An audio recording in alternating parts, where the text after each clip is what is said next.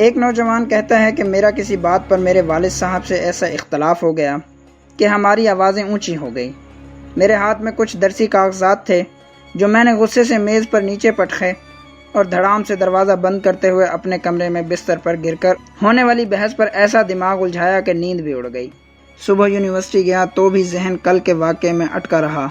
ندامت و خجالت کے مارے دوپہر تک صبر جواب دے گیا۔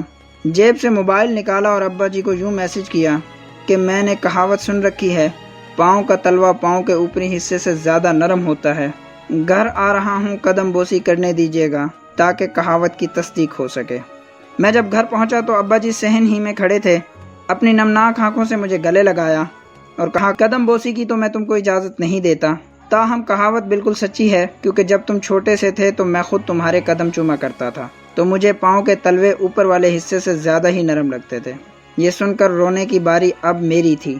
جن کے والدین حیات ہیں ان سے گزارش ہے کہ اپنے والدین کی قدر کیجیے، ورنہ وقت ہاتھ سے نکل جائے گا۔ قبر پر جا کر معافی مانگنے سے بہتر ہے ان کی زندگی میں ان کو راضی کریں۔ والدین کی رضا میرے اللہ کی رضا ہے۔ سلام پہنچے۔